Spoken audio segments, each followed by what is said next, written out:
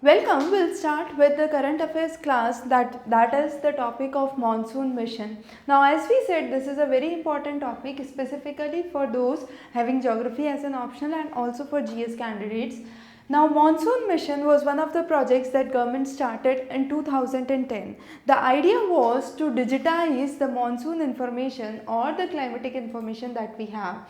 Now, so far what was happening is we did not have any dynamic model that existed. So, the idea was to introduce first of all a dynamic model, then to provide mapping or information for agricultural, for hydrology, then for oceanology. So, all those and atmospheric conditions. So, all those were the aspects that were discussed under the monsoon mission. Now, the initial cost was considered at around 290 crores, which is further expected to increase. The objective of this project was first of all to set up a dynamic modeling for short term forecasting, long term forecasting and seasonal forecasting. The next was to build up infrastructure and manpower, and finally develop partnership between the various institutions for a better development. So, with those objectives, the idea of monsoon mission started. It was coordinated by mainly three bodies. The first was the IMD. The next important body was the Indian Institute of Meteorology in Pune, and then you have the Noida based body. The development so far across the various years have been jotted down. The first important development was in 2012 and 13. The idea was to have a seasonal prediction of Indian summer monsoon using a dynamic modeling. Now, this monsoon mission is based on two models. One is the climate forecast system with the version 2 that comes from United States. The other is the UK based model. We will be discussing both the models in our class as we move later. The next was the focus on short range forecasting. In 2013-14, the idea was extended range of prediction of active and break spells. Now, active and break spells of monsoon we have already discussed when we took a detailed class on monsoon of India. Now, whenever you have a monsoon season, it's not a kind of continuous rainfall throughout that period. There are active periods where you have the active rainfall, and then there are intermittent periods where there is no rainfall, which are known as break spells. And this extended model talks about the active spells and the break spells. Then the next was the extended range prediction with the certification standards for ISO, and also a kind of outlook for major climatic phenomena like Indian Ocean Dipole, then you have El Nino. We will be discussing all these in a separate lecture when we will be talking about climatology. The next was a very important aspect, that was in-house ocean data assimilation system. Now, this system was very important because in 2015, India was the only country that could predict that India would witness droughts, despite of the fact that all other centers and all other climatic centers that existed were forecasting a very normal monsoon for India. So, therefore, in-house ocean data assimilation system becomes very important here. And finally, you have short range prediction system and a global ensemble forecast system, which is based on 21 ensemble parameters, and these have been implemented by the Meteorology Institute in Pune.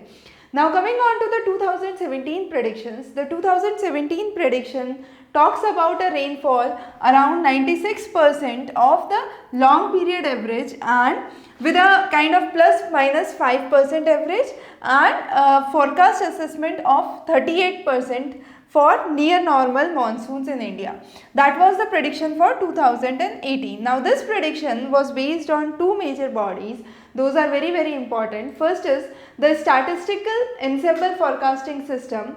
Now, this statistical ensemble forecasting system is based on 5 parameters taken for different periods. So, it includes equatorial South Indian Ocean sea surface temperature for the month of February, East Asia mean sea level pressure for February and March, then you have the European land surface temperature and the equatorial Pacific warm volume and the sea surface temperature gradient. So, these are the 5 very important parameters that are taken under the Statistical Ensemble Forecasting System, which is known as SEFS, and the other model, the other system is the Monsoon Mission Climate Forecasting System. So CFS we would see further as we move. So there are two base models, as we said. The CFS was released in two versions, version 1 and version 2. Version 2 is very important because it is coupled with the ocean atmospheric model. So the ocean aspect is being discussed by the National Center for Ocean Information Services based in Hyderabad. The atmospheric conditions are looked after by the National Center for Medium Range Weather Forecasting in Noida.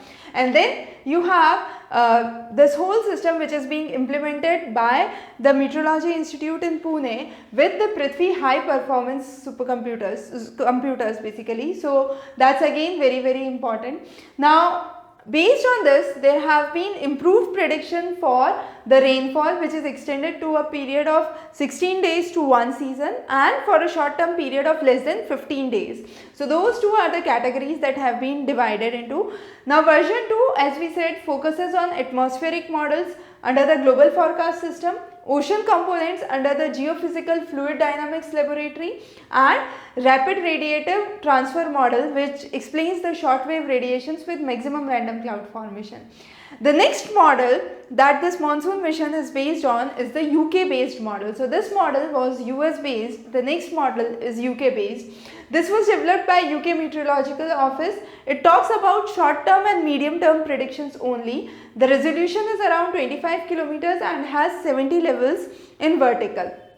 Now why there is a need for developing the model? There are few important reasons because of which we need a model for monsoon prediction. First of all, we need a kind of dynamic model which can do a real-time analysis, and temperature and humidity aspects can be digitized. So that is first requirement that we have. The second is we must have a prediction with a 6 months lead time. That means we must have an information 6 months prior to the actual occurrence. And finally, the summer monsoon period derives the major atmospheric conditions. So this monsoon model should focus mainly on the summer monsoon periods. Now besides this monsoon model was among the first model to prepare a operational forecast for 2017 for a kind of year-round monsoon rainfall. The next was the developments in agriculture. Nearly 22 million farmers receive crop-specific agrometeorological advisories by use of this data. And this is helpful for management of sowing because we can know the delay of the onset of rainfall. So we would be able to predict when to sow a crop. Then the changing crop varieties because of the delay in rainfall. The spraying of pesticides because of the occurrence of rainfalls in specific periods, and managing the irrigation in cases of heavy rainfall forecast. So if we talk on to the history of forecasting, the first aspect was started by Henry Banford in 1886, which was based only on Himalayan snowfall. Later on, Elliot included factors like pressure conditions in Mauritius, Zanzibar and Seychelles for monsoon forecast in 1896. The next forecast idea was laid by Gilbert Walker, and he was the first person to systematically analyze the relation between Indian monsoon and the global circulations. So with this we started the Walker circulation that we will talk about specifically in the climatology classes. So Walker basically brought out 28 parameters to issue the forecast, and that model was based on regression analysis laid down in 1906. And now we have statistical predictions. Moreover, the dynamic prediction under monsoon mission is very important. Now what is the role of IMD? IMD forecasts three types of data. IMD is Indian Meteorological Indian Meteorological Department based in Delhi, and it forecasts three data. The first is the seasonal forecast, that is for one whole season. The next is the extended range of forecast, that is for 10 to 30 days. Now under this you have two classifications. You have 10 to 20 days oscillation period, which is westward propagation and is mainly for a smaller scale. 30 to 60 days oscillation is for a larger zonal scale, and it's mainly characterized by northwards progression.